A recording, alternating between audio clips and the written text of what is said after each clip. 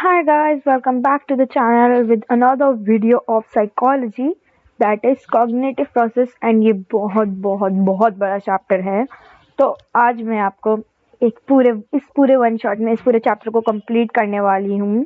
ये साइकोलॉजी की बुक का सबसे ज़्यादा बड़ा चैप्टर है और मुझे भी लगा था। तो चलो करते हैं इसको स्टार्ट। जैसे कि हमारे चैप्टर का नाम ही है कॉग्निटिव प्रोसेस, तो सबसे पहले हम ये जानेंगे कॉग्निटिव प्रोसेसेस क्या होते हैं। तो कॉग्निटिव प्रोसेसेस वो प्रोसेसेस होते हैं जो हमारा ब्रेन क्या कर रहा है, उस इंफॉर्मेशन को, किसी भी इंफॉर्मेशन को प्रोसेस कर रहे हैं। इन साइकोलॉजी ये कहते हैं कि जितने हमारे मेंटल फंक्शन या मेंटल प्रोसेसेस होते हैं, जिसमें जो कि आता है हमारा समझना या जज करना, जजमेंटल थॉट बनाना या कोई डिसीजन लेना, इसे हम क्या कहते हैं, कॉग्निटिव प्रोसेसेस। नेक्स्ट चलते हैं हम कि अटेंशन क्या होता है। कॉग्निटिव प्रोसेसेस में हमारा पहला क्या आता है, अटेंशन। तो अटेंशन वर्ड से हम सब बहुत ज्यादा फेमिलियर होंगे। तो अटेंशन क्या है, जैसे स्कूल्स में बोलते हैं ना, पे अटेंशन। पे अटेंशन है कि फोकस रखना, कॉन्शियसली उस एक पर्टिकुलर चीज पे ध्यान देना। अटेंशन का मतलब ही होता है ध्यान देना, तो किसी भी एक पर्टिकुलर चीज पे फोकस रखना। नेक्स्ट आता है हमारा तो अब हम देखेंगे डिफरेंट लोगों ने, डिफरेंट साइकोलॉजिस्ट ने अलग अलग डेफिनेशन दी थी इसकी। तो सबसे पहले आती है हमारी कॉलिन की। कॉलिन एंड ड्राइवर ने कहा था, इन्होंने कहा था सिलेक्टिव कोई एक्टिविटी पे कॉन्शियसनेस अपनी बनाए रखना, कॉन्शियसली एक पर्टिकुलर चीज पे देखना। रॉस कहते हैं कि process of getting an object of thoughts clear before the mind. Mind में कोई थॉट क्लियर होने से पहले किसी चीज पे फोकस रखना, ठीक है, उस प्रोसेस को क्या कहते हैं हम, अटेंशन। फिर आता है डम्बिल ने कहा था, attention is the concentration of consciousness upon one object rather than upon another. मुझे ये सबसे बढ़िया डेफिनेशन लगता है डम्बिल की, ठीक है। उन्होंने कहा था कि किसी भी एक ऑब्जेक्ट पे कॉन्शियसली देखना रादर देन दूसरे पे। तुम्हारे सामने दो चीजें रखी हैं, ठीक है, तुम्हारा दोस्त खेल भी रहा है साथ में तुम्हारी मैडम पढ़ा भी रही है, तो एक चीज पे फोकस रखना उसे ही अटेंशन कहते हैं रादर देन दूसरे के। नेक्स्ट स्लाइड पे चलते हैं अब हम। नेक्स्ट हम पढ़ते हैं कैरेक्टरिस्टिक्स के बारे में टेंशन की। तो टेंशन कैसी है, एक सेलेक्टिव मेंटल एक्टिविटी है जो कि कॉन्स्टेंटली हम शिफ्ट होती रहती है एक ऑब्जेक्ट से दूसरे ऑब्जेक्ट पर। फोकसिंग ऑफ कॉन्शियसनेस और पर्टिकुलर ऑब्जेक्ट, किसी भी एक ऑब्जेक्ट पे कॉन्शियसली फोकस करना या फिर किसी दूसरे के मुकाबले। Next types of attention. Types of attention हमारा पहला आता है वॉलेंट्री या वॉल्यूशनल। सेकंड आता है इनवॉलेंट्री, आगे नहीं कि नॉन वॉल्यूशनल। तो वॉलेंट्री क्या है, जो हम अपने आप से कर रहे हैं, कहते हैं ना वॉलेंट्री एक्शंस, हमने बॉडी में एनाटॉमी में भी पढ़े हैं वॉलेंट्री वॉलेंट्री मूवमेंट जो हम खुद करना चाहें। इनवॉलेंट्री जो कि हम नहीं करते। फॉर एग्जांपल हमारी ह्यूमन बॉडी में कौन कौन से इनवॉलेंट्री एक्शंस होते हैं, डाइजेशन, ठीक है, एक्सक्रीशन, तो ये हम अपनी मर्जी से नहीं करते हैं। अब हैंड की मूवमेंट है वो वॉलेंट्री एक्शन है। तो जब भी हम किसी चीज पे अटेंशन पे करते हैं अपनी मर्जी से, अपनी इच्छाओं से, तो उसे कहते हैं वॉलेंट्री एक्शन। या फिर जब जब हम अपनी मदद से नहीं करते हैं, फॉर एग्जांपल इनवॉलेंट्री में क्या है, फोर्सफुली करना पड़ता है। फोर्सफुली फोर्सफुली यहाँ पे कैसे करना पड़ता है, विलफुली। यहाँ पे विल, अपनी विल से कर सकते हैं, यहाँ पे कैसे करना पड़ता है, फोर्स के साथ।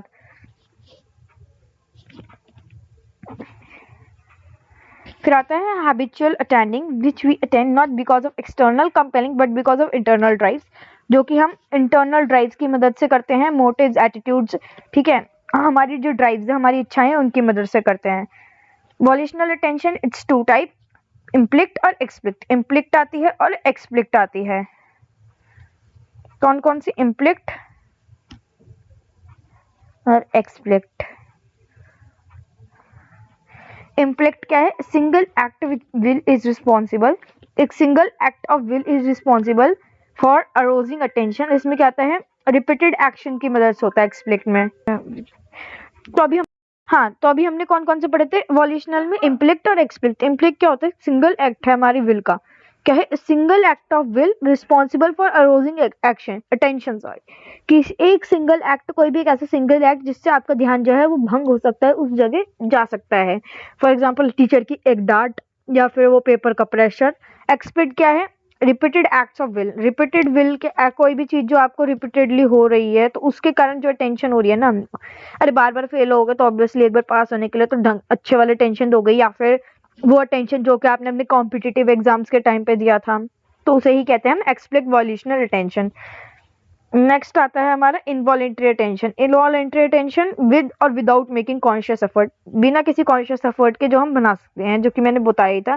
For example, we give involuntary attention to loud sounds, bright light and strong odour. आपकी आंखों में कोई बहुत तेजी लाइट आ रही है, या फिर कहते हैं ना रेड कलर जो है आपको अट्रैक्ट करता है, तो वो इनवॉलेंट्री अटेंशन जनरेट करता है। इसमें भी दो टाइप आता है, इन्फोर्स्ड और स्पॉन्टेनियस।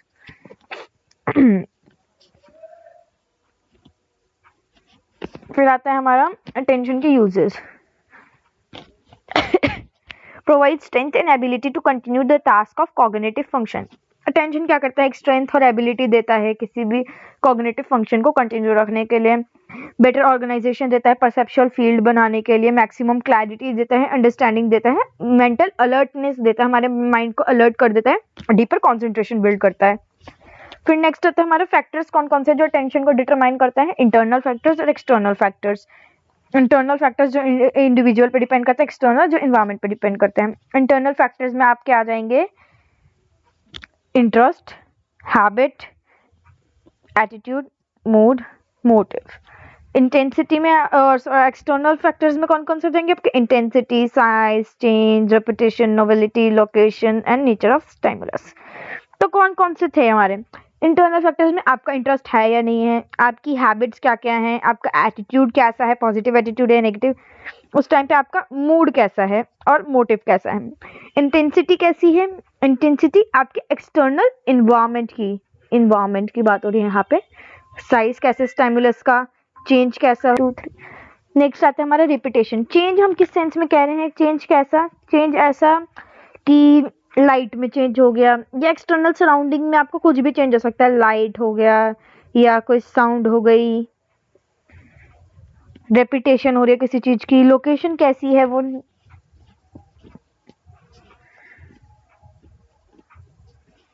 नेक्स्ट क्या है? Duration and degree of attention. Duration कैसे? We can not attend to a certain stimulus for a long time. हम किसी भी ऑब्जेक्ट पे लॉन्ग टाइम तक के लिए ध्यान नहीं दे सकते हैं। Greatly affected by and distributed among the stimulus around us. Span of attention, visual attention, auditory attention. Visual attention देखने की। विजुअल तो हमें पता ही है, जो हम आंखों से देखते हैं, आईज में ऐसा लिख रही तो आईज से पता लग जाएगा। ऑडिटरी, ईयर्स सुनने के लिए। ऑडिटरी तो हमें पता ही है, ऑडिटरी कानों का काम होता है। Next, duration of attention, shifting attention, division of attention. Duration कितने समय तक हम उस अटेंशन को दे पा रहे हैं। शिफ्टिंग अटेंशन, हम ध्यान एक जगह से दूसरी जगह अटेंशन ट्रांसफर हो सकता है। यहाँ पे आप किसी ऑब्जेक्ट पे दें, यहाँ से इस पे ट्रांसफर हो सकता है, इससे इस पे ट्रांसफर हो सकता है।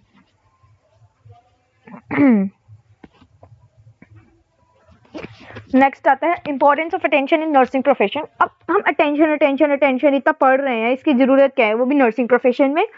तो क्या है? पहला ये मेंटल अलर्टनेस देता है नर्सेस को, क्योंकि हमें कहा जाता है आपको अलर्ट रहना है, प्रिपेयर रहना है हमेशा। नेक्स्ट आता है फोकसिंग कॉन्शियसनेस, कॉन्शियसली किसी ऑब्जेक्ट पे फोकस करने के लिए, मैक्सिमम क्लैरिटी देने के लिए और स्ट्रेंथ और एबिलिटी प्रोवाइड करने के लिए। फिर आता है हमारा परसेप्शन। परसेप्शन बहुत इंपॉर्टेंट टॉपिक है, अब इसको हम देखते हैं, धीरे धीरे करते हैं। परसेप्शन क्या है? एक इनिशियल रिस्पॉन्स है परसेप्शन। अगर हम इसको ब्रेक करें, 2 वर्ड्स में ब्रेक हो सकते हैं। परसेप्शन, इसको हम ऐसे समझ सकते हैं, परसीव, किसी भी चीज को जब हम परसीव करते हैं।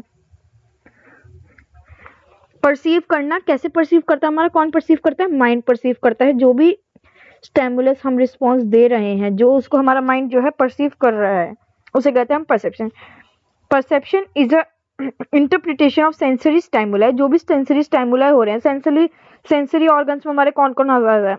आई, ईयर, नोज और स्किन।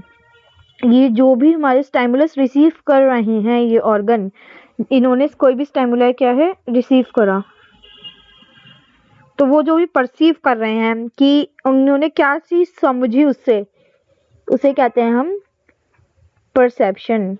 जो भी चीज उन्होंने समझी उससे, उसे कहते हैं परसेप्शन।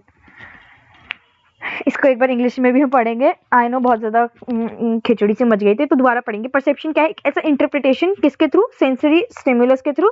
जो कौन परसीव कर रहे हैं? हमारे सेंसर ऑर्गन्स उसको रिसीव कर रहे हैं, और परसीव कौन कर रहा है? ब्रेन परसीव कर रहा है। सेंस ऑर्गन ने उसको रिसीव करा, परसीव किसने करा? ब्रेन ने। समझ में आ गया होगा ये सब आप लोगों को कि परसेप्शन क्या होता है। इतना भी कोई बहुत बड़ी वो नहीं है, इजी है। परसेप्शन बहुत ज़्यादा एसेंशियल है किसके लिए, हमारे आसपास की वर्ल्ड के लिए, ठीक है, मेमोरी, थिंकिंग, रीजनिंग, इन सब चीज़ों के लिए। अब हम डिफरेंट डिफरेंट साइकोलॉजिस्ट की पढ़ते हैं, उन्होंने क्या क्या डेफिनेशन दी थी। पहले आते हैं perception is a complex mental product of sensation, images, feelings and effect of past experiences and learning. ये तो आप खुद भी पढ़ लेना। नेक्स्ट इतनी कुछ है नहीं। नेचर ऑफ परसेप्शन कैसा, परसेप्शन जो है एक प्रोसेस है इन्फॉर्मेशन को एक्सट्रैक्ट करने का कौन एक्सट्रैक्ट करता है, हमारे सेंसरी ऑर्गन्स।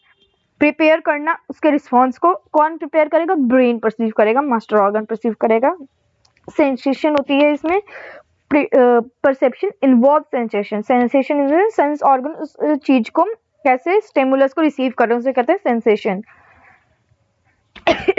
अब सेंसेशन आप इस सेंस में भी ले सकते हो, डेली लाइफ में हमारा एग्जांपल है तो एक गरम चाय के पतीले पे हाथ लग जाता है तो कैसे आपको सेंस हो जाता है कि गरम गरम ऑब्जेक्ट पे आपका हाथ लग गया और उसे आप पीछे कर लेते हो।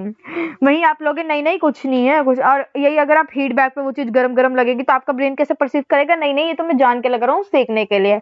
वही है किस वे में आपका माइंड उसे परसीव कर रहा है। Perception involves organisation, highly individualistic in nature. Principle क्या है परसेप्शन का, प्रिंसिपल बहुत सारे प्रिंसिपल्स आते हैं इसमें। पहला आता है हमारा फिगर ग्राउंड रिलेशनशिप। इसमें क्या है, हम किसी भी ऑब्जेक्ट को परसीव कर रहे हैं उसके बैकग्राउंड के परस्पेक्टिव में। नेक्स्ट आता है principle of grouping. Principle of grouping means जैसे कि यहाँ पे 4 ऑब्जेक्ट्स हैं, ठीक है, just give me a minute. ये यहाँ पे 4 ऑब्जेक्ट्स हैं, ठीक है, 1 2 3। आप इनको ये ऊपर वाले एक ग्रुप में लोगे, नीचे वाले एक ग्रुप में लोगे। आपका परसेप्शन है, कोई कोई इन्हें ऐसे भी ले सकते, कोई कोई ऐसे भी ले सकते, तो वो वे ऑफ परसेप्शन है कि आप उस चीज को कैसे परसीव कर रहे हैं। यही हमारा था principle of grouping. Principle of simplicity, principle of counter, principle of context. Principle of simplicity क्या आता है आपका, तो हाँ मैंने आप लोगों के लिए कुछ इमेज लगाई है गेस्टेल्ट के प्रिंसिपल्स को समझने के लिए, तो अब हम एक करके इनको समझते हैं। पहला आता है परसेप्शन ऑफ प्रॉक्सिमिटी, ठीक है। प्रॉक्सिमिटी यानी कि आसपास में कितने ये हैं, तो आप इनको कैसे परसीव करोगे कि 3 है, ये ट्राइंगल फॉर्म करे, जो भी आपका वे ऑफ परसेप्शन है उसके थ्रू, ठीक है। उन 3 को अलग ग्रुप में दोगे, इन 3 को अलग ग्रुप में दोगे। सिमिलैरिटी, इन 3 का कलर सेम है, इन 3 का कलर सेम है, इन 3 को आप एक लाइन में पढ़ोगे। एक एंक्लोजर, जो भी इसके एंक्लोजर में आ रहा है, जो भी इसके एरिया में आ रहा है, तो आप उसको एक ऑब्जेक्ट के अंडर ही परसीव करोगे। मतलब ये डिफरेंट डिफरेंट है कि आप कैसे उसको परसीव करो उसके बेसिस पे। कॉमन फेट, तीनों एक ग्रुप एक साथ है, ये दोनों ग्रुप एक साथ है, तो आप उनको कॉमन लेके समझ सकते हो। अब ये है लाइन अलग अलग, बीच में ब्रेकेज है, बट आप इनको कैसे समझोगे आसपास में, तो ये एक हेक्सागन बना रहा है। कॉन्टिन्यूटी, ये ऐसे कॉन्टिन्यूशन बना रहा है, कनेक्शन एक दूसरे से कनेक्टेड है। फिगर ग्राउंड हमने भी पढ़ा था, उसके बैकग्राउंड के रिस्पेक्टिव में आप उसको कैसे परसीव कर रहे हो, ठीक है। ये दोनों का आप इसके अंदर मान रहे हो, हालांकि अगर ये ब्लू ब्लू यहाँ नहीं होता स्क्वायर, तो आप इसको एक साथ ही पूरे को मानते कि पूरी एक इमेज है, बट उसके बैकग्राउंड के उसके परसेप्शन में आप उसको डिफरेंट मान रहे हो, ठीक है। अब हम अगला पढ़ते हैं, कंटिन्यू कर। अगला हमारा आता है कौन कौन से फैक्टर्स जो इन्फ्लुएंस करते हैं परसेप्शन को। सबसे पहले आता है हमारा सेंस ऑर्गन, क्योंकि सेंस ऑर्गन ही स्टिमुलस को क्या कर देते हैं, रिसीव कर देते हैं। सबसे पहले कौन रिसीव कर देता है, सेंस ऑर्गन। फिर आता है हमारा ब्रेन, क्योंकि वो उसको परसीव करता है। सेंस ऑर्गन क्या करते हैं, स्टिमुलस रिसीव करते हैं। ब्रेन क्या करता है, उस चीज को प्रोसेस करता है। Memory emojis of the past experience, जो आपका पास्ट एक्सपीरियंस है उसके बेसिस पे आपका ब्रेन जल्दी इजीली उस चीज को परसीव कर पाता है।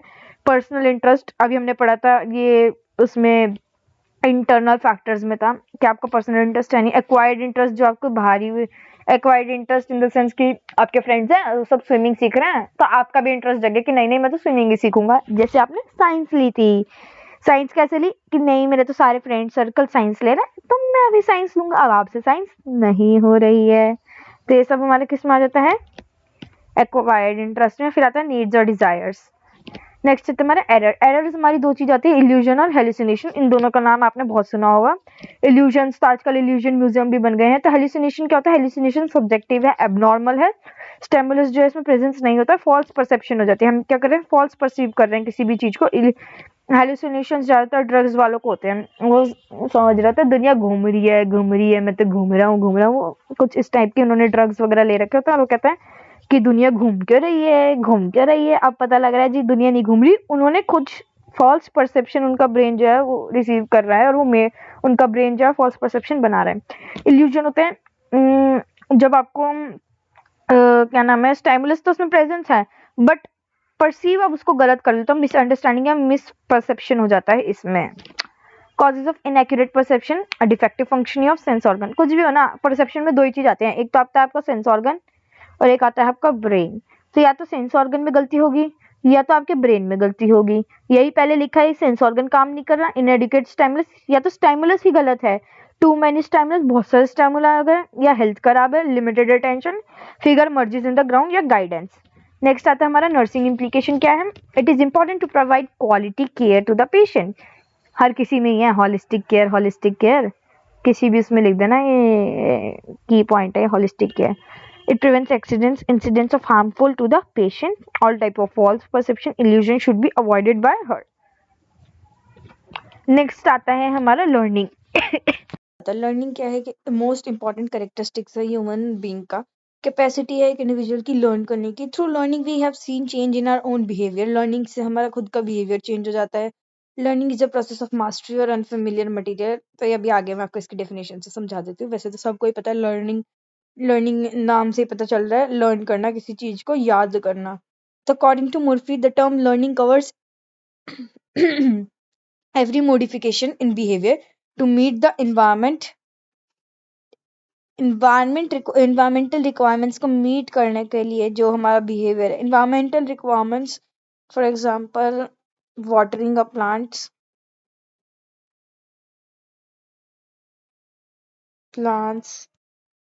ये भी एक लर्निंग है। किसको मीट करने के लिए? इन्वायरमेंटल रिक्वायरमेंट्स को मीट करने के लिए जो भी हम अपने बिहेवियर में मॉडिफिकेशंस ला रहे हैं उसे हम कहते हैं लर्निंग। नेक्स्ट आता है Kimbler. Learning is relatively permanent change in behavioral potentially that occurs as a result of reinforced practice। ये एक ऐसा पोटेंशियली हमारी खुद की मदद से, मतलब हमारे खुद के इंडिविजुअल की वजह से जो उसके बिहेवियर में पोटेंशियली चेंज आ रहा है, परमानेंट चेंज, जो कि क्या रिजल्ट कर रहा है? री प्रैक्टिस में रिजल्ट कर रहा है। तो ऊपर वाली किसने दी थी? मुर्फी ने दी थी। और नीचे वाली किसकी थी? एक किम्बल ने दी थी। अब आप एग्जाम में याद रखना कि किसने दी थी, बिकॉज अगर आपका 2 नंबर का आंसर आ रहा है ना, तो उसमें आपको 2 डेफिनेशन तो लिखनी ही लिखनी है और उसमें लिखना है नीचे डेफिनेशन के बाद अकॉर्डिंग टू, और जो भी आपका ऑथर है, ओ सॉरी साइकोलॉजिस्ट, जरूरी ना अकॉर्डिंग टू मी लिख दो, ऐसा नहीं करना है। जिसकी डेफिनेशन है उसी का नाम लिखना है, और अगर आप खुद से लिख रहे हो बनाकर तो कुछ मत लिखो, तो वही अच्छा है। नेक्स्ट आता है नेचर क्या है लर्निंग का। अब हम थोड़ा जल्दी जल्दी लेकर चलेंगे क्योंकि काफी बड़ा चैप्टर है और हमें आज ही खत्म करना है इस वन शॉट में, तो फटाफट करते हैं। लर्निंग का नेचर कैसा होगा? लर्निंग एक प्रोसेस है, एक प्रोडक्ट नहीं है, ठीक है। इट इन्वॉल्व्स दोज एक्सपीरियंसेस, वो सारे एक्सपीरियंसेस जो ट्रेनिंग में काम आते हैं, जो एक इंडिविजुअल को ट्रेन करते हैं। कैसे ट्रेन करते हैं? उसके बिहेवियर में चेंज लाके ट्रेन करते हैं। Learning prepares an individual for the necessary adjustment and adaptation with required to the environment. Environment के रिस्पेक्ट में जो भी इंडिविजुअल अपने आप को क्या कर रहा है? चेंज कर रहा है। किस में चेंज कर रहा है? बिहेवियर में चेंज कर रहा है। Learning helps in the proper growth and development. Learning helps in the balanced development of personality. Personality अच्छी होगी क्यों? क्योंकि अगर बिहेवियर में चेंज आएगा तो। लर्निंग प्रोसेस की बात करेंगे। लर्निंग प्रोसेस कैसे है? लर्निंग प्रोसेस में क्या होगा?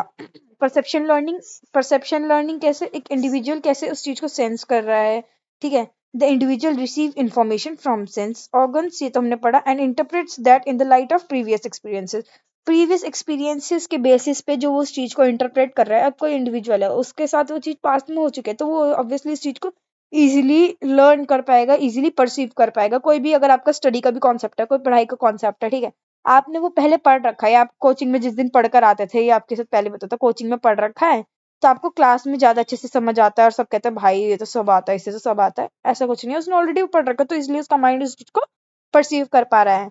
Conceptual learning learning implies the individual starts thinking in abstract। Learning जब इम्प्लाई होती है, इंडिविजुअल क्या करने लग जाता है? थिंकिंग अच्छे से करने लग जाता है, अच्छे से सोचने लग जाता है। एसोसिएशन लर्निंग क्या होती है? Mental picture of previous observation. Previous आपने जो ऑब्जर्व करा था, आपके दिमाग में वही मेंटल पिक्चर आएगी। अब आपको कोई चीज दिखा दीजिए और वो हो सकता है आपने अपने पहले देखी हो, तो आपके दिमाग में वही, उसी से रिलेटेड आप समझोगे कि वही ही चीज है। कोई भी एक ऑब्जेक्ट है, ठीक है, आपने उसे कहीं और देखा होगा और अब आपको लग रहा हो कि एक चाबी है, ठीक है, हम सबने देखे है, बट एक कोई आपका भाई भाई है, वो आपके लिए प्रैंक के लिए एक फेक पेन वाली चाबी ले आया है, मतलब कि ये चाबी है बट उसे खोलो तो पेन है, तो आप उसे तो यही परसीव करोगे कि ये चाबी है, बट क्या है वो आपके दिमाग में उसे देख के क्या मेंटल पिक्चर आ रही है कि नहीं ये तो चाबी ही है, बट वो क्या होता है पेन। तो वो क्या है एसोसिएशन लर्निंग।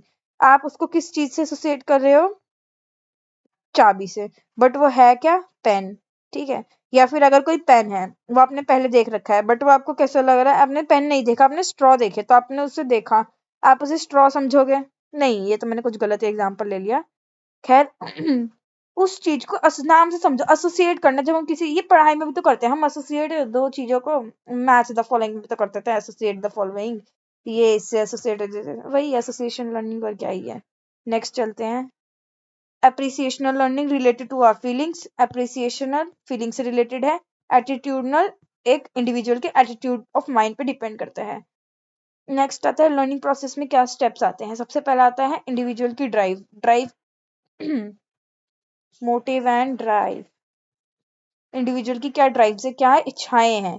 फिर आता है एक अट्रैक्टिव गोल, उस चीज को करने के लिए क्या आपका गोल है। अब इसके लिए हम एक एग्जांपल लेके चलेंगे। इच्छा, मेरी इच्छा है, जैसे मेरी ड्राइव है कि मैं अपने पेरेंट्स को खुश करना चाहती हूँ, कैसे, नर्स बन के, ठीक है, मेरी ड्राइव है मुझे नर्स बनना है। मैंने गोल क्या करा, उसके लिए मुझे क्या करनी पड़ेगी, बीएससी नर्सिंग करनी पड़ेगी, नर्सिंग करनी पड़ेगी। अब block to attainment of goal, अब इसके लिए आपको क्या आएगा, जो भी आपकी यूनिवर्सिटी है वो आपको वहां तक पहुंचाएगी, या जो भी आपका कॉलेज है, nursing college.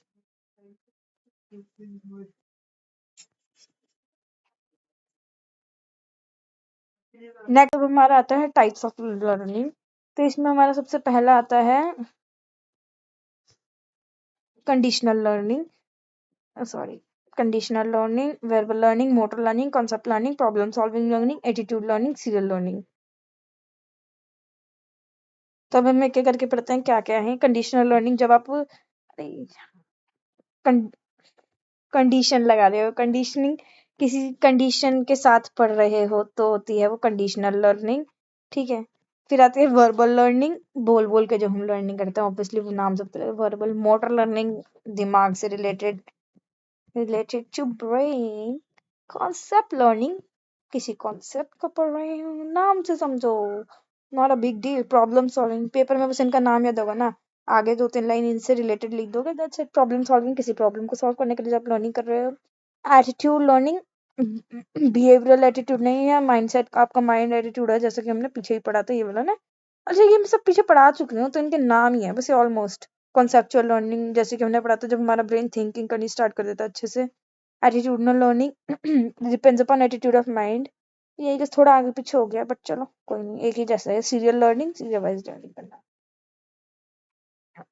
Purpose of learning, learning का क्या पर्पस है, acquiring of learning, acquiring skill, learning को एक्वायर करना, किसी चीज को एक्वायर करना। अब लर्निंग सिर्फ पढ़ाई से रिलेटेड हो सकती है, लर्निंग आपकी कुछ भी हो सकती है, कोई भी recreational activity, for example swimming, swimming अब आपको सीखनी ही पड़ती है, ऑल्दो ये परमानेंट होती है, ये चेंज नहीं होती है लर्निंग जो है कि आप भूल जाओ टाइम के बाद स्विमिंग करना, ऐसा नहीं है, आपने एक बार सीख ली तो आ गई ऑब्वियसली।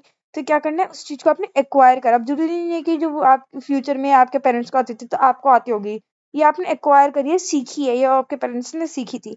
फिर आते स्किल्स एक्वायर करने के लिए, स्किल्स कोडिंग वाली स्किल्स भी हो ही सकती हैं ऑब्वियसली। आप आई इंजेक्शन बहुत बढ़िया से लगा रहे तो वाली स्किल्स भी आपने एक्वायर करी गई हैं लर्निंग के थ्रू। Acquiring attitudes and ideals, ideals moral values ethics, factors influencing learning, learner whose behaviour. अच्छा एक बात पूछूंगी, अगर आप लोग चाहते हो जल्दी से मेरे 100 सब्सक्राइबर्स कर दो, फिर मैं अपना फेस रिवील करके फिर पढ़ूंगी, पढ़ा फिर। तो या अब हमारा टारगेट है फिलहाल 100 सब्सक्राइबर हो जाना, फिर 100 से 1K, फिर 10K, फिर 100K, एंड धीरे धीरे ये इतने सारे हो जाएंगे। वेल सपने अच्छे होते हैं। Anyways my motive is to make you all study, तो हाँ, अब हम एक एक करके पढ़ते हैं। वैसे तो मोटिव यही है कि आप लोगों को पढ़ाना, तो डोंट माइंड। हाँ, बट अगर जल्दी से जल्दी 100 हो जाएंगे तो फिर मैं फेस के साथ पढ़ाऊंगी। क्यों? क्योंकि अभी इतनी ऑडियंस नहीं है, तो अभी इतना एंगेज कोई हो नहीं रहा है। धीरे धीरे आई नो ऑडियंस आएगी एंड मैं एफर्ट्स कर ही रही हूँ। तो लेट्स फैक्टर्स इन्फ्लुएंसिंग लर्निंग। कौन कौन से फैक्टर्स हैं जो लर्निंग को इन्फ्लुएंस करते हैं? Learner whose behaviour is to be modified. वो लर्नर जिसका बिहेवियर हमें मॉडिफाई करना है वो इन्फ्लुएंस कर सकते हैं। अगर उसी का ही इंटरेस्ट नहीं होगा तो फिर कैसे हो जाएगा? समझ रहे हो? अगर इंटरेस्ट ही नहीं है तो कैसे होगा? ठीक है, लर्नर का बिहेवियर मॉडिफाई होना चाहिए। Deal with success and failure of learners. In short सब किस पे डिपेंड कर रहा है? हमारे लर्नर बाबू पे। अगर लर्नर ही हमारा अच्छा है तो सक्सेस भी अच्छी मिलेगी, लर्निंग भी अच्छे से होगी। उसके इंटरेस्ट पे भी डिपेंड करते हैं, तो सब किस पे डिपेंड कर रहे हैं? लर्नर। तो इसके लिए क्या होना पड़ेगा? लर्नर अच्छा बनेगा ना लर्नर अच्छा। आप गुड लर्नर हो या बैड लर्नर हो, ये तो मेरी वीडियो के बाद ही पता लगेगा। नेक्स्ट आता है factors associated to learner. Learner की फिजिकल हेल्थ। अब आप में से बहुत लोग जो बीमारी रहते होंगे, आप में से क्यों, और भी बहुत लोग हैं जो बीमार रह सकते हैं, तो उनकी लर्निंग स्किल्स क्या हो जाती है? पुअर हो जाती है। ये अगर आप मेंटली हेल्दी नहीं हो। बेसिक पोटेंशियल कैसे है लर्नर की? जी, 4 घंटे फोन देखा और आधा घंटा पढ़ाई करी, तो वो क्या है? आप बहुत ज्यादा बेकार लर्नर हो। 4 घंटे पढ़ाई और 2 घंटे आधे घंटे का ब्रेक होना चाहिए था, उल्टा ही चलता है यहाँ पे। तो फिर आता है लेवल ऑफ मोटिवेशन कैसा है? अगर भाई आज तो मैंने नॉर सेट निकालना है इस साल। ऑल्दो ये तो फर्स्ट ईयर का ही है तो इतना भी है नहीं, बट हाँ, अगर आपने सोच लिया कि मुझे नॉट सेट निकालना, आपको मोटिवेशन का लेवल क्या है? अगर एकदम अपर लेवल का है, दिन रात एक करके पढ़ रहे हो, तो फिर ऑब्वियसली आप क्लियर कर ही दोगे। फिर आता है गोल्स क्या है आपकी लाइफ के, उस पर भी डिपेंड करता है। Readiness and will power. Maturation, कितने मैच्योर्ड हो, आपकी एज क्या है, इमोशंस कैसे हैं, आपकी सेक्स एंड डिजायर्स क्या है। तो हमारा आता है वो है थ्योरीज ऑफ लर्निंग, और ये बहुत ज़्यादा इंपॉर्टेंट टॉपिक भी है। तो अब हम देखते हैं कौन कौन सी थ्योरीज आती है लर्निंग की, और कौन कौन से बिहेवियरिस्ट ने थ्योरीज दी थी। तो ये बिहेवियरिज्म के ऊपर बेस्ड है। बिहेवियरिज्म में आता है हमारा कि आप किस पर्सपेक्टिव से किसी इंडिविजुअल का बिहेवियर जज कर रहे हो या क्या है। ठीक है, तो अभी हम देखते हैं कौन कौन से बिहेवियरिस्ट थे। हमारे 4 बिहेवियरिस्ट थे: Ivan Pavlov, Edward Lee Thorndike, John B Watson and B F Skinner. इन चारों ने मिलकर थ्योरीज ऑफ लर्निंग दी थी। तो एक एक करके हम इन सबकी थ्योरीज के बारे में पढ़ते हैं। तो इवान पावलोव की थ्योरी, ये थोड़ा उनके बारे में है, इतना ज़रूरी नहीं है हालांकि। तो हम थ्योरी पे चलते हैं सीधा। तो सबसे पहले थ्योरी आती है हमारी theory of classical conditioning theory. सबसे फर्स्ट आती है हमारी थ्योरीज ऑफ क्लासिकल कंडीशनिंग, जो कि किसने दी थी? इवान पावलोव ने जी ने दी थी। तो अब इसमें इन्होंने एक एक्सपेरिमेंट करा था डॉगी के ऊपर। ठीक है, तो ये डॉगी जो था, इसके ऊपर इन्होंने एक्सपेरिमेंट करा। अब वो क्या है एक्सपेरिमेंट था, मैं आपको बताती हूँ। तो इसमें ये क्या है, ऑपरेंट कंडीशनिंग, नहीं, क्लासिकल कंडीशनिंग थ्योरी है ये। तो क्लासिकल कंडीशनिंग थ्योरी में इन्होंने सबसे पहले क्या करा, डॉग जो था उसको खाना देख के स्टारवेशन होती थी। स्टारवेशन यानी कि मुंह में पानी आने लग जाता था। तो डॉगी इस टाइम क्या है, अनकंडीशनल रिस्पॉन्स है, कोई कंडीशन सेट नहीं है। बिफोर कंडीशनिंग की मैं बात कर रही हूँ अभी। और फूड क्या था, अनकंडीशन स्टाइमुलस, यानी कि खाना देख के मुंह में पानी आ जाता था। फिर बेल जो थी, बेल न्यूट्रल स्टाइमुलस थी, बेल के बजने ना बजने से उसको कोई फर्क नहीं पड़ रहा था। फिर जब हमने कंडीशन लगाई, खाने के साथ हमने बेल बजाई, तो उसको, फिर उसके मुंह में स्टारवेशन होने लगी, उसको पानी आने लगे। ड्यूरिंग कंडीशनिंग की बात है, जब हमने कंडीशन सेट कर दी। उसके बाद जब कंडीशनिंग के बाद की बात करें, तो उसे बेल से ही, खाली बेल बजने से ही उसको क्या होने लग जाती थी, स्टारवेशन होने लग जाती थी। तो आई गेस आपको समझ में आ रहा होगा कि मैं क्या कहना चाह रही हूँ। खाने से सबसे पहले स्टारवेशन होती थी, उसके बाद बेल से स्टारवेशन बिल्कुल नहीं होती थी। जब हमने बेल और खाना दोनों को साथ में रखा, एक कंडीशन सेट कर दी, उसके बाद जब खाली बेल भी बजती थी तब भी उसे स्टारवेशन यानी कि भूख लगना चालू हो जाती थी। तो यही थी हमारी क्लासिकल कंडीशनिंग थ्योरी, एक कंडीशन सेट कर दी। नेक्स्ट आती है हमारी इवॉन एडवर्ड ली थॉर्नडिक जी की थ्योरी, इनके ट्रायल एंड एरर थ्योरी थी, वो देखते हैं। तो trial and error theory of learning क्या कहती है? नेक्स्ट आती है हमारी trial and error theory of learning.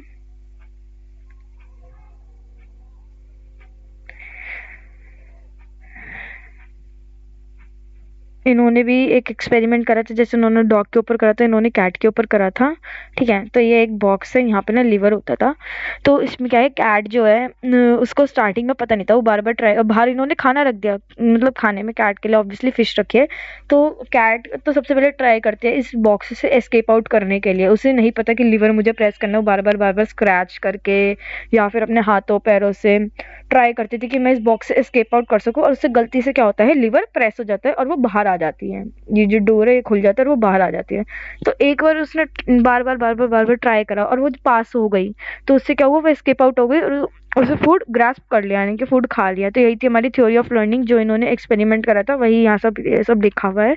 ठीक है, तो ये वन शॉट है, अभी हम इसमें सब कुछ रीडिंग आउट नहीं करेंगे। अभी सिर्फ मैं आपको सुपरफिशियली बता रही हूँ क्या था इस एक्सपेरिमेंट में। तो यही था कि इन्होंने बार बार कैट ने बार बार ट्राई करा, और जब वो सफल हो गई तो क्या हो गया, बाहर आ गई, उसे खुशी हुई। यही अगर वो फेल हो जाती तो फिर से ट्राई करती बाहर आने की, क्यों, क्योंकि हमने उसे लालच दे रखा है बाहर फूड का। नेक्स्ट हमारी, हाँ, ये थॉर्नडिक्स की जो है कुछ एजुकेशनल इम्प्लीकेशन है, उनके हिसाब से जो चाइल्ड है वो क्या होता है, वो लर्न करने के लिए रेडी होता है, बट उतनी ही जल्दी अगर वो रेडी है, मतलब किसी चीज को याद करने के लिए वो रेडी है, तो उतनी ही जल्दी उसे याद कर पाता है क्विकली और effectively. Teacher must provide learning environment, teacher को लर्निंग इन्वायरमेंट ले जाना चाहिए, नहीं कि आप ग्राउंड में बिठा के वहाँ सामने मैच चल रहा है और आप उसे पढ़ा रहे हो, तो ऐसा वो बच्चा नहीं पढ़ पाएगा। उसके इंटरेस्ट के हिसाब से उसे पढ़ाना चाहिए, मोटिवेट करते रहना चाहिए। He must try various solutions to the problem before arriving at the correct time. उनको बहुत सारे प्रॉब्लम सॉल्यूशंस लेकर आना चाहिए प्रॉब्लम के आने से पहले ही। फिर नेक्स्ट आती है हमारी बी एफ स्किनर जी की थ्योरी। तो बी एफ स्किनर जी ने कौन सी थ्योरी दी थी हमारी, इन्होंने दी थी हमारी ऑपरेंट कंडीशनिंग थ्योरी थी ये, यहाँ पे ना मेंशन नहीं है, मैं इसको लिख दूँ। तो ये हमारी थर्ड थ्योरी है, ऑपरेंट कंडीशनिंग थ्योरी।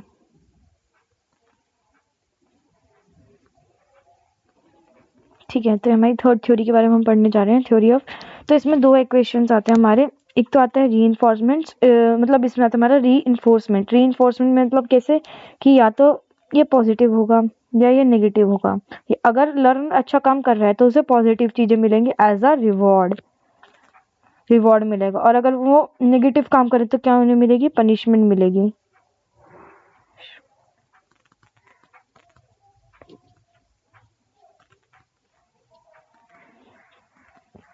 तो थ्योरीज ऑफ लर्निंग में हमारा नेक्स्ट आता है law of effect. Law of effect कैसे होता है, बिहेवियर जब बेटर स्टेट में है अफेयर की, यानी कि काम करने में, तो क्या है, उस काम के होने की क्षमता जो है ज्यादा हो जाएगी। अगर कोई आपने कोई चीज करी, ठीक है, अब अगर वो गुड वे में हो रही है, आपने रोज सुबह उठ के एक्सरसाइज करना चालू कर दिया, तो आपके बिहेवियर को क्या कर रही है, इंप्रूव कर रही है, अच्छा कर रही है। वही आपने लेट नाइट सुना, जंक फूड खाना स्टार्ट कर दी, तो क्या कर रही है, अपने आपके बिहेवियर को डिटोरिएट कर रही है, बेकार कर रही है। ऑपरेंट कंडीशनिंग थ्योरी क्या कहती है, ऑपरेंट कंडीशनिंग थ्योरी, इसमें मैंने आपको बताया जो पॉजिटिव रीइंफोर्समेंट और नेगेटिव रीइंफोर्समेंट आता है। तो पॉजिटिव रीइंफोर्समेंट और नेगेटिव रीइंफोर्समेंट, अगर आपको आपका बिहेवियर अच्छा इंक्रीज कर रहा है तो क्या होगा, आपको रिवॉर्ड मिलेगा। वहीं अगर आपका बिहेवियर जो है एडवर्स इफेक्ट कर रहा है, मतलब कोई स्टिमुलस है आपके बिहेवियर पे एडवर्स इफेक्ट कर रहा है, तो क्या होगा, आपका बिहेवियर जो है डिक्रीज होगा और आपको क्या मिलेगी, पनिशमेंट मिलेगी इससे। एक्सटेंशन क्या हो जाता है, decreasing a behaviour by not rewarding it. किसी के बिहेवियर को बिल्कुल ही खराब कर दो, उसको रिवॉर्ड ना करके, मतलब बिल्कुल ही डिक्रीज कर दो उसको रिवॉर्ड ना करके। अगर आपके पेरेंट्स आपको बचपन में अवार्ड नहीं देते तो शायद आप इंटेलिजेंट नहीं होते, आपका वो बिहेवियर पढ़ने वाला बिल्कुल एक्सटिंक्ट हो जाता। फिर नेक्स्ट आती है हमारी गेस्टल्ट साइकोलॉजिस्ट थे जो, इनकी गेस्टल्ट की थ्योरी आती है एक। Gestalt mean form a shape और a particular arrangement of element, किसी भी एक ऑब्जेक्ट की अरेंजमेंट कर देना, एलिमेंट की अरेंजमेंट करना। तो गेस्टल्ट थ्योरी क्या थी, तो गेस्टल्ट की थ्योरी जो है ये हमारी फोर्थ थ्योरी है, और इसको हम क्या कहते हैं, इंसाइटफुल लर्निंग थ्योरी भी कहते हैं। इंसाइटफुल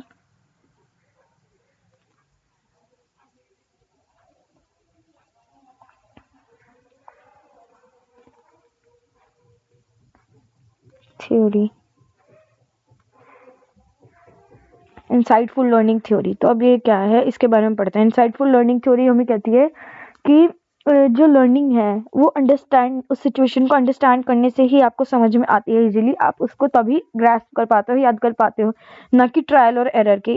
उनका कहना था कि ट्रायल और एरर से कुछ नहीं होगा जब तक आप उस चीज़ को समझोगे नहीं।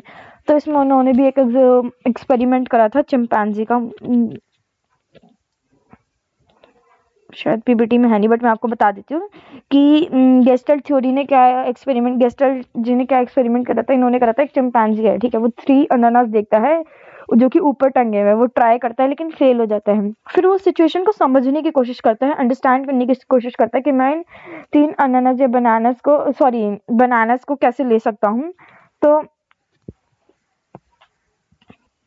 या क्या एक्सपेरिमेंट पता है यहाँ पे मैं आपको बताती हूँ। तब हम 5th थ्योरी के बारे में पढ़ते हैं, जो कि है हमारी कौन सी, ऑब्जर्वेशनल लर्निंग थ्योरी। ऑब्जर्वेशनल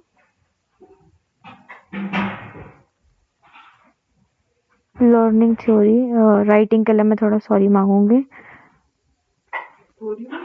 वो जो कि इन्होंने किसने दी थी, हमारी दी थी एल्बर्ट बेंडुलो जी ने दी थी, एल्बर्ट बेंडुलो इन्होंने दी थी ये थ्योरी।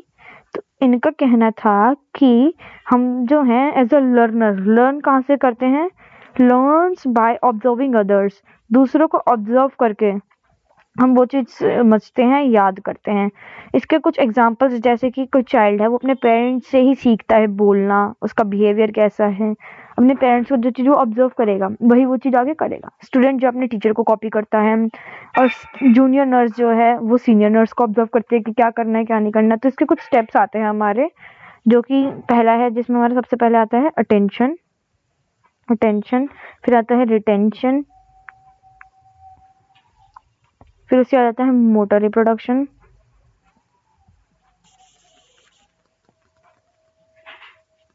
फिर उसके बाद आता है हमारा मोटिवेशन।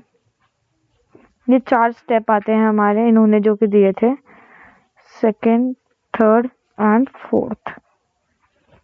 तो टेंशन क्या थी, टेंशन थी वॉचिंग केयरफुली, उस चीज को केयरफुली ध्यान से देखना, वॉचिंग केयरफुली। रिटेंशन क्या है, उस चीज को रिमेम्बर करना, रिमेम्बरिंग। मोटर रिप्रोडक्शन है डूइंग द एक्शन या प्रैक्टिसिंग बिहेवियर, जो आप चीज आपने याद रखा है उसको प्रैक्टिस करना, प्रैक्टिसिंग। फिफ्थ है मोटिवेशन, मोटिवेशन क्या है, उस काम को करने का क्या रीजन है, रीजन टू डू इट। की आती है हमारी ऑब्जर्वेशनल लर्निंग थ्योरी, किसने दी थी, एल्बर्ट बेंडुलो जी ने दी थी। उन्होंने कहा था लर्न, हम जो लर्न करते हैं वो दूसरों को ऑब्जर्व करके करते हैं।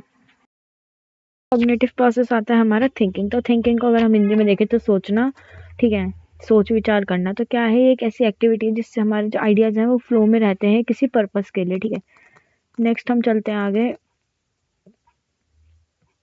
फिर आते हैं हमारे नेचर क्या है थिंकिंग के। थिंकिंग जो है इन्फॉर्मेशन को प्रोसेस करना है, प्रॉब्लम को सॉल्व करना है, गोल डायरेक्टेड है, एक ऐसा प्रोसेस है जिससे हम मेंटली एक्सप्लोर कर सकते हैं, सिंबल्स और इमेजेस का यूज़ कर सकते हैं। फिर आता है हमारा types of thinking. Types of thinking में सबसे पहला आता है हमारा परसेप्चुअल थिंकिंग, परसेप्शन से रिलेटेड है, यानी कि आप उस चीज़ को कैसे परसीव कर रहे हो, परसेप्शन के बेसिस पे सोचना। कॉन्सेप्चुअल या एब्स्ट्रैक्ट थिंकिंग, कॉन्सेप्ट के बेसिस पे सोचना। क्रिएटिवली सोचना, क्रिएटिव थिंकिंग हो जाएगा। लॉजिकली सोचना, लॉजिकल थिंकिंग है। रिफ्लेक्टिव थिंकिंग, प्रॉब्लम सॉल्व करने के लिए सोचा गया हो, प्रॉब्लम सॉल्विंग। किसी गोल के लिए डायरेक्टेड है, किसी पर्पस डायरेक्टेड, या पर्पस डायरेक्टेड नहीं भी कहेंगे, डायरेक्टेड या नॉन डायरेक्टेड थिंकिंग। कन्वर्जेंट, एक पर्टिकुलर चीज के लिए, हमें पता है ना फिजिक्स में भी हमने पढ़ा था कन्वर्जेंट एंड डाइवर्जेंट, वही है ये। आगे बढ़ते हैं, वन शॉट है तो हम फटाफट लेके चलेंगे। फिर आता है stages of critical thinking. Stages of critical thinking में सबसे पहले आता है प्रिपरेशन, प्रिपेयर करना, इंक्यूबेट करना। फिर आता है इंस्पिरेशन, इंस्पायर होना, ठीक है, किसी भी चीज को इंस्पायर करना, पढ़ना अब करेंगे तो सोचने से पहले। क्रिटिकल, जैसे कि नर्सेज, एज अ नर्स हमारे हॉस्पिटल ड्यूटीज में हमें बहुत सारी सिचुएशंस ऐसी आएंगी जिसमें हमें क्रिटिकली सोचना पड़ेगा।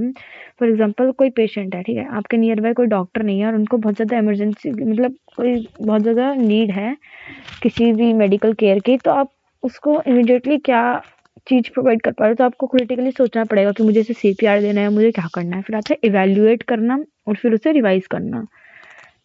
आगे आता है हमारे टूल्स या एलिमेंट्स क्या क्या है थिंकिंग के। सबसे पहले आता है कॉन्सेप्ट्स, फिर आता है इमेजेस, उसके बाद आता है हमारा लैंग्वेज, फिर आता है साइंस और सिंबल्स। आप क्या लैंग्वेज क्या है, क्या इमेजेस आप उसको रिकॉग्नाइज कर पा रहे हो, क्या आपको कॉन्सेप्ट क्लियर है, किस साइंस और सिंबल का यूज़ कर रहे हो आप। या तो हमारे टूल्स हैं थिंकिंग के, सोच विचार करने के लिए। फिर आते हैं हमारे इंफॉर्मेशन को समझना, ओपिनियन फॉर्म करना अपना, कंक्लूजन देना अपना। इसी वे में हम सोचते हैं कि किस वे में हम उसे समझ पा रहे हैं, क्या ओपिनियन हम अपने दिमाग में बना पा रहे हैं उस चीज़ से रिलेटेड, और क्या कंक्लूजन तक हम पहुंच रहे हैं। ठीक है। फिर आता है लेवल ऑफ थिंकिंग। सबसे पहला आता है हमारा knowledge, comprehension, application, analysis, synthesis, evaluation. Knowledge, उस चीज़ की नॉलेज होना, ऑब्जर्व करना, इंफॉर्मेशन होना। Comprehension, understanding, summarising. एप्लीकेशन, उसे अप्लाई करना। ठीक है। एनालिसिस, एनालाइज करना, यानी कि आइडेंटिफाई करना या एनालाइज करना पैटर्न को। फिर आता है सिंथेसिस, उस जो कॉन्सेप्ट्स हैं उससे ही नए कॉन्सेप्ट्स बनाना, नए आइडियाज़ बनाना, इनोवेट करना, बेसिकली इनोवेशन। इवैल्यूएशन क्या है, थ्योरीज को असेस करना या आइडियाज़ को कंपेयर करना, जो आउटकम निकल कर आ रहा है उससे। फिर आता है हमारा एरर्स का, क्या आता है सोचने में, अब क्या एरर्स आएंगे। रॉन्ग मेथड यूज़ कर रहे हो तो आप, या फिर आप इम्परफेक्ट इनसाइट दे रहे हो, फेलेसी है, वर्ड फेलेसीज हैं, हंचीज हैं, विशफुल या ऑटिस्टिक थिंकिंग कर रहे हो आप। विशफुल थिंकिंग क्या होती है हमारी, कि अब सिर्फ विशेस के लिए, यानी कि जैसे बताएं हम बहुत ज़्यादा विशफुली और ऑटिस्टिकली सोचते हैं। प्रेजुडिशियल थिंकिंग, मतलब आप उसको बहुत ज़्यादा इच्छाओं के साथ सोच रहे हो। फिर आता है हमारा प्रेजुडिशियल थिंकिंग। प्रेजुडाइजल थिंकिंग तो ही मैंने पहले ही बताया था। इफेक्ट ऑफ इन्वायरमेंट का क्या इफेक्ट पड़ रहा है आपके सोचने पर। ठीक है। बाकी ये तो है ही, और इसके अलावा आप लिख सकते हो इमोशनल रीजनिंग हो सकती है, तो आपका एरर आएगा सोचने में। पार्शियलिज्म, आप पार्शियली सोच रहे हो एक किसी प्रॉब्लम के बारे में, तो फिर थिंकिंग में एरर आ सकता है। अब आते हैं हम इंटेलिजेंस पे।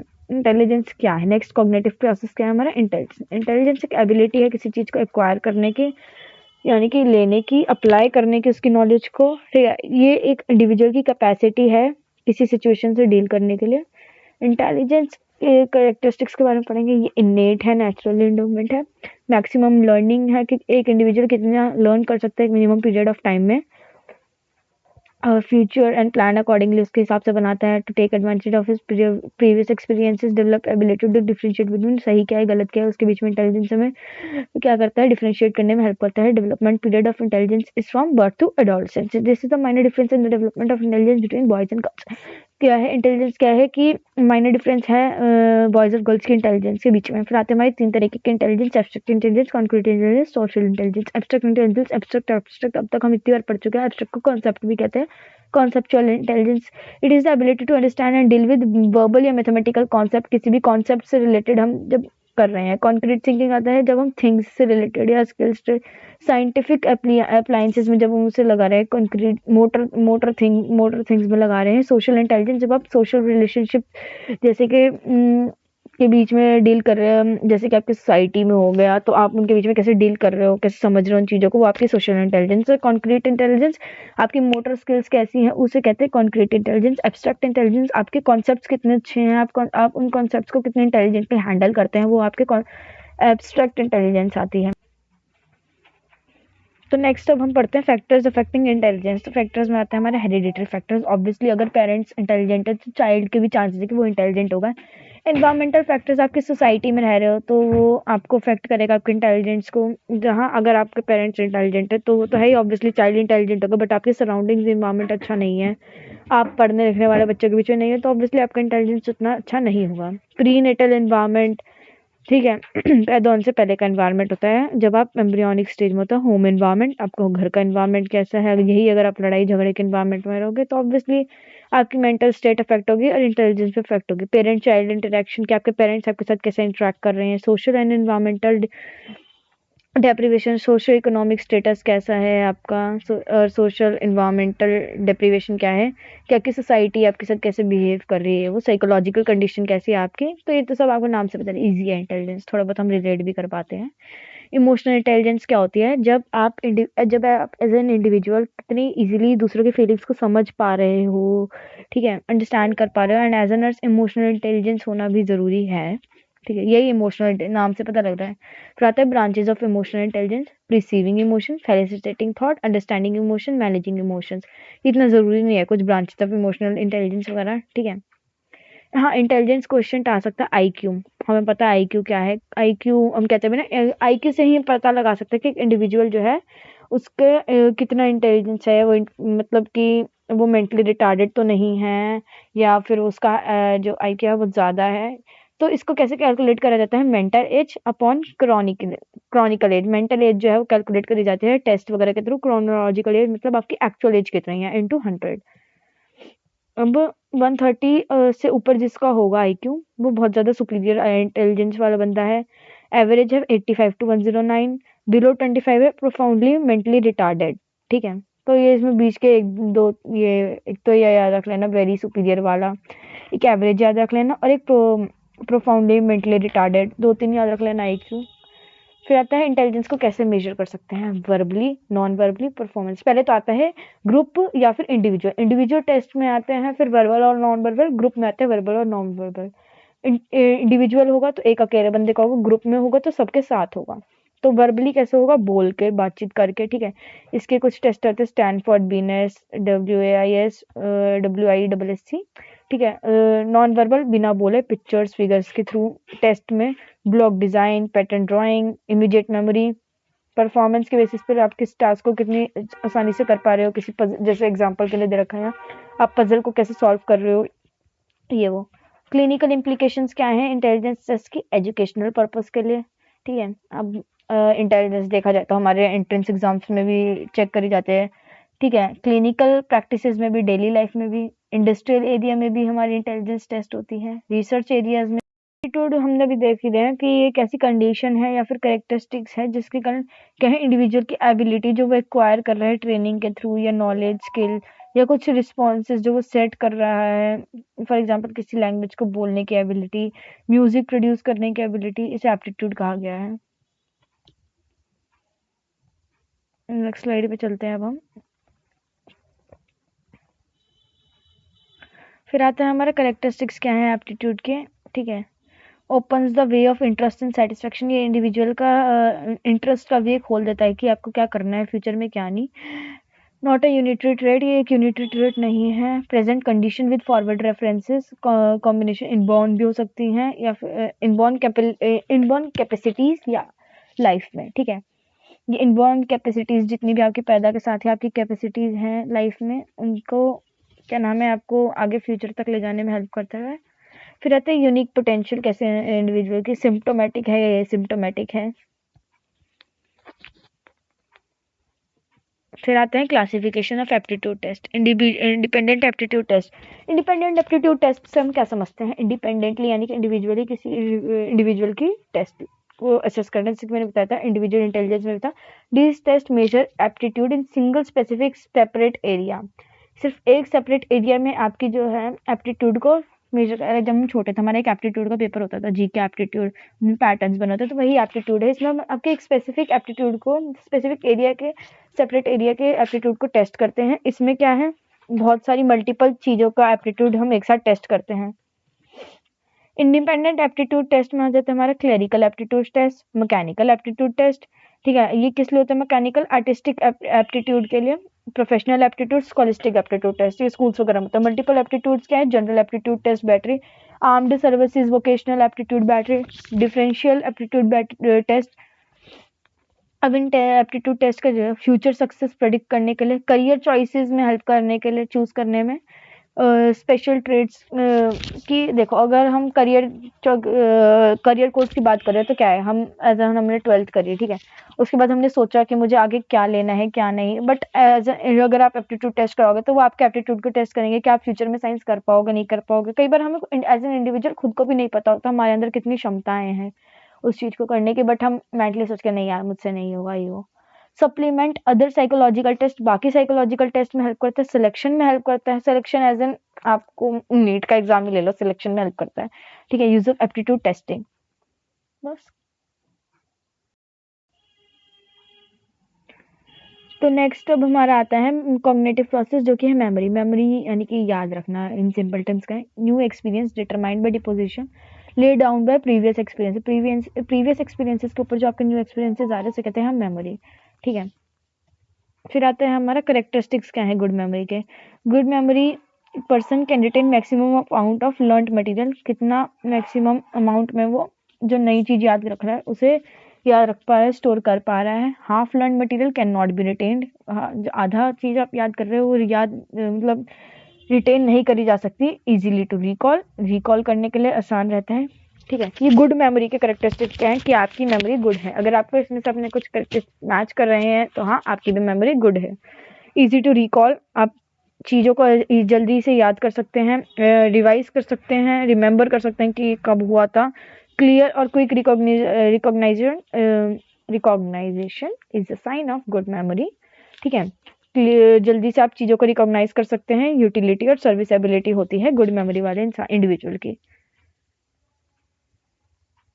फिर आता है हमारा stages of memory process. Attention पे करना, इनकोड करना, समझना, उसे स्टोर करके रखना। रिट्राइव यानी कि जब आपको उसकी ज़रूरत पड़े तब आप उसे यूज़ कर सको। फिर आता है क्लासिफिकेशन ऑफ मेमोरी। ड्यूरेशन के बेसिस पे sensory, short term, long term. ठीक है, इंफॉर्मेशन के टाइप पे देखें, डिक्लेरेटिव और प्रोसीड्यूरल। टेम्पोरल डायरेक्शन के बेसिस पे देखें, रेट्रोस्पेक्टिव, प्रोस्पेक्टिव। अभी हमारा बेसिकली हम ड्यूरेशन के बेसिस पे पढ़ते हैं। ठीक है, तो ड्यूरेशन के बेसिस पे हमारी आती है इमीडिएट, रिसेंट और रिमोट। मतलब देखा जाए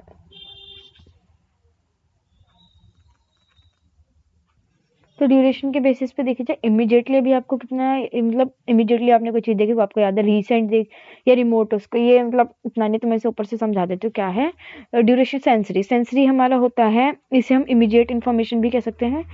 1 सेकेंड में जब आप चीज़ को भूलने लग जाओ, ठीक है, सिर्फ 1 सेकेंड तक ही आप उसे याद रख सकते हो। शॉर्ट टर्म मेमोरी आती है हमारी। शॉर्ट टर्म मतलब कि बहुत पर्टिकुलर 20 से 30 सेकेंड के लिए आप याद रख रहे हो, विद इन 20 to 30 सेकेंड्स उस चीज़ को याद रख पा रहे हो। फिर सब आती है हमारी long term memory. Long term यानी कि लंबे समय तक के लिए हम उसे याद रख सकते हैं। फिर आता है इन्फॉर्मेशन का type. According to information type, declarative यानी कि बहुत ज़्यादा स्पेसिफाइड है। प्रोसीड्यूरल, स्किल्स और हैबिट्स के ऊपर बेस्ड है, यानी कि आपको बाइक चलानी आती है नहीं आती उस बेसिस पे। क्योंकि ये चीज़ प्रोसीड्यूरल क्या है कि आपने एक बार बाइक चलानी सीख ली ना, आप उसे कभी भूल नहीं सकते हो। डिक्लेरेटिव आपने हाँ, आप हो सकता है डेट्स भूल जाओ, कोई फैक्ट भूल जाओ, बट प्रोसीड्यूरल चीज़ें आप नहीं भूल सकते हो। ये होता है। फिर चलते हैं हम theories of general memory process, theories के ऊपर आते हैं। इसमें सबसे पहले आते हैं theories of general memory process, जिसमें आते हैं इनकोड करना, चीज़ को समझना, स्टोर करके रखना और रिकॉल करना जब आपको उस चीज़ की ज़रूरत हो तब। फिर आता है information processing theory. Information processing theories में हम समझते हैं उस इंफॉर्मेशन को इनपुट यानी कि सेंसरी मेमोरी में जो है कुछ सेकंड्स के लिए रहती है, ध्यान दें उस पर।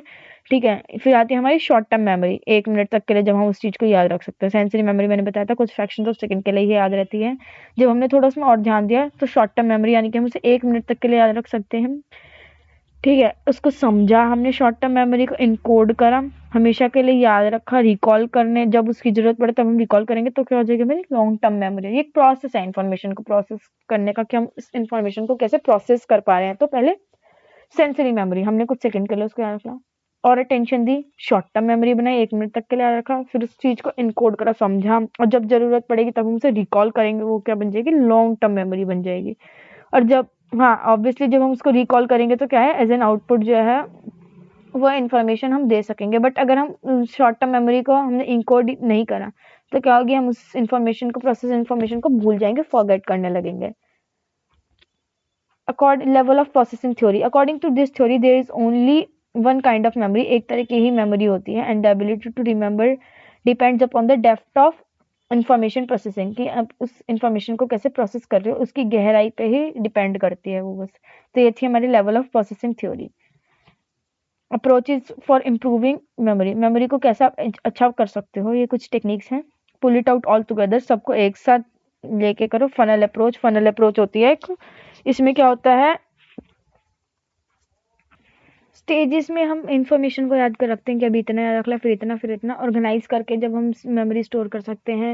एक्टिव लर्निंग करके उस चीज़ को विजुअलाइज करके एज ए टीचिंग मटेरियल, यानी कि जब हम चीज़ को देख के ज़्यादा जितनी जल्दी याद कर सकते हैं। उतनी सुनने से ज़्यादा हम देख के चीज़ों को बहुत जल्दी याद कर सकते हैं, मेमोराइज़ कर सकते हैं। निमोनिक्स बना के निमोनिक्स जैसे कि आपने स्टार्टिंग के पहले के लेटर ले लिया, उससे आपने कुछ बना लिया राइम वगैरह, तो वो निमोनिक्स की फॉर्म में ईज़िली याद हो जाती हैं। जैसे कि हमने पीरियोडिक टेबल भी याद करी थी। वो क्या था आलू, गाजर, बैंगन, थैला, ये वाली अगर शायद आपने पढ़ी हो तो बेटा माँगे कार, स्कूटर, बाप राज़ी और ये सब। आप ऐसे निमोनिक्स की फॉर्म में इजीली चीज़ों को स्टोर रख सकते हैं। अब जैसे मुझे याद है, देख लो, बहुत याद है मुझे। इसी के साथ हमारा मेमोरी भी खत्म होता है। फिर आता है लास्ट हमारा कॉग्निटिव प्रोसेस इस यूनिट में, फॉरगेटिंग। फॉरगेटिंग यानी कि चीज़ों को जब हम मेमोरी लूज आउट करने लग जाते हैं, एबिलिटी टू रिकॉल जो है हम लॉस कर देते हैं। कॉजेज क्या है फॉरगेटिंग के? फॉरगेटिंग के कॉजेज हमारे आते हैं factors operating at the time of learning. कौन कौन से फैक्टर्स हमारी लर्निंग के टाइम पे ऑपरेट कर रहे हैं, और लर्निंग के बाद कौन कौन से फैक्टर ऑपरेट कर रहे हैं। एक आता है हमारा स्ट्रेंथ ऑफ ओरिजिनल लर्निंग, कितनी स्ट्रेंथ है हमारी लर्निंग करने की। मटेरियल कैसा है, सॉरी नेचर कैसा है उस मटेरियल का जिसे हम याद कर रहे हैं, ठीक है। अगर वो बेकार होगा तो ऑब्वियसली हम उसे जल्दी भूल जाएंगे, या फिर अगर हमारी स्ट्रेंथ अच्छी नहीं होगी, हमारी फिजिकल कंडीशंस अच्छी नहीं होगी, तो हम उस चीज़ को जल्दी भूल जाएंगे। अब नॉर्मल कंडीशंस हम उसे याद कर रहे हैं, सही मेथड नहीं लगा रहे, जैसे मैंने बताया था निमोनिक्स वगैरह यूज़ नहीं कर रहे, तो हम उसे बहुत जल्दी भूल सकते हैं। लर्निंग की स्पीड अच्छी नहीं है। ट्रेस डीके, इंटरफेरेंस या फिर रिट्राइवल फेलियर। ट्रेस डीके क्या होता है वो सब मैं आपको ट्रेस डी के थ्योरी में पढ़ाऊंगी, ठीक है। आगे है इंटरफेरेंस थ्योरी है, रिट्राइवल फेलियर थ्योरी है, तो वो सब मैं आपको उसमें पढ़ाऊंगी। आगे चलते हैं फॉरगेटिंग कर्व के ऊपर, ठीक है। फॉरगेटिंग कर्व क्या है कि आप कितनी इजीली किसी चीज़ को भूलते हो, वो फॉरगेटिंग कर्व होता है। जैसे इसमें जो है 20 मिनट्स तक याद रखी, 1 दिन तक याद रखना, या फिर 31 दिन तक याद रखना, तो 100% रिटेन हो जाती है, रिकॉल हो जाती है अगर आप इसको यहाँ तक याद रखोगे, ठीक है। कितनी परसेंट आप इसे याद रख 1 दिन तक रख पा रहे हो, तो 25% आप उसे याद कर लोगे। ये वो इतना इंपॉर्टेंट नहीं है। थ्योरीज में अब मैंने कहा था ना, ट्रेस डी का थ्योरी, ट्राइबल फेलियर थ्योरी। अच्छा मैंने नहीं ना। ट्रेस डी के थ्योरी कहती है हमारी कि मेमोरी जो है वो एक पैसेज ऑफ टाइम के बाद भूलने लग जाते हैं हम। लर्निंग जो है मतलब जैसे हमने कोई चीज़ याद करी, तो एक पैसेज ऑफ टाइम के बाद हमारा ब्रेन जो है उस चीज़ को भूलने लग ही जाएगा। अगर हम उसको रिहर्स नहीं करेंगे या फिर ट्रेस यानी कि दोबारा दोबारा नहीं करेंगे, तो वो चीज़ वीक हो जाएगी और डिसअपियर हो जाएगी एक टाइम के बाद। बट इसकी एक लिमिटेशन थी, ये वो चीज़ स्किल्स एक्सप्लेन नहीं कर पाया था। जैसे कि हमने एक बार बाइसिकल चलानी सीख ली, तो उसके बाद हम चाहे कभी भी चला, हमें वो चीज़ याद रहेगी, ठीक है। ये थी हमारी ट्रेस डी के थ्योरी। रिट्राइवल थ्योरी यानी कि किसी चीज़ को जब हम रिकॉल नहीं कर पाते, रिकॉल नहीं कर पा रहे इजीली, तो वही होती है हमारी रिट्राइवल फेलियर थ्योरी, ठीक है। इंटरफेरेंस थ्योरी, इंटरफेरेंस थ्योरी होती है हमारी forgetting occurs due to interference between learning. Learning के बीच में जब हमारी इंटरफेरेंस होने लग जाता है किसी भी चीज़ के, जब एक्सटर्नल एनवायरनमेंट के कारण हो, तो वो हमारी मेमोरी पर अफेक्ट करेगी और हम चीज़ों को जल्दी से भूल जाएंगे। इंटरफेरेंस कब स्ट्रॉन्ग होता है? जब हमारा हम सिमिलर चीज़ों से उसे एसोसिएट करते हैं, तो यही आती है हमारी इंटरफेरेंस थ्योरी। डिस्प्लेसमेंट थ्योरी, जब हम उस पर्टिकुलर मेमोरी को या उस पर्टिकुलर लर्निंग को डिस्प्लेस करते हैं, होती है हमारी डिस्प्लेसमेंट थ्योरी। रिप्रेशन थ्योरी, जब हम रिप्रेस करने लग जाते हैं टाइम के साथ चीज़ों को, उसे कहते हैं रिप्रेशन थ्योरी। अब कॉजेज आते हैं हमारे मेमोरी डिसऑर्डर के, उसमें आता है एजिंग, बुढ़ापे के साथ चीज़ों को भूलने लग जाते, कोई ट्रॉमा या कोई इंसिडेंस हुआ है तो आप उस चीज़ को जल्दी भूल सकते हो। सब्सटेंस अब्यूज में आप लग गए हो तो आप चीज़ों को जल्दी भूल जाओगे। ऑर्गेनिक डिसऑर्डर हो गया कोई, तब भी आप चीज़ों को भूल सकते हो। अब हमारे आते हैं कॉमन मेमोरी डिसऑर्डर। सबसे पहले आता है अल्जाइमर, डेमेंटिया, एग्नोसिया, एमनेसिया, और ये सारे इतने इंपॉर्टेंट नहीं। अल्जाइमर तो हमें पता है भूलने की बीमारी को कहते हैं। तो इसी के साथ अब हमारी ये यूनिट भी खत्म होती है। मेमोरी डिसऑर्डर्स इतने इंपॉर्टेंट नहीं है, अल्जाइमर तो आप सबको पता ही है, भूलने की बीमारी वगैरह। तो ये हाँ, ये हमारा चैप्टर खत्म होता है। आई होप आप सबको वीडियो अच्छी लगी हो। वीडियो अच्छी लगी हो तो लाइक करना, चैनल को सब्सक्राइब करना। मिलते हैं नेक्स्ट वीडियो के साथ, तब तक के लिए बाय।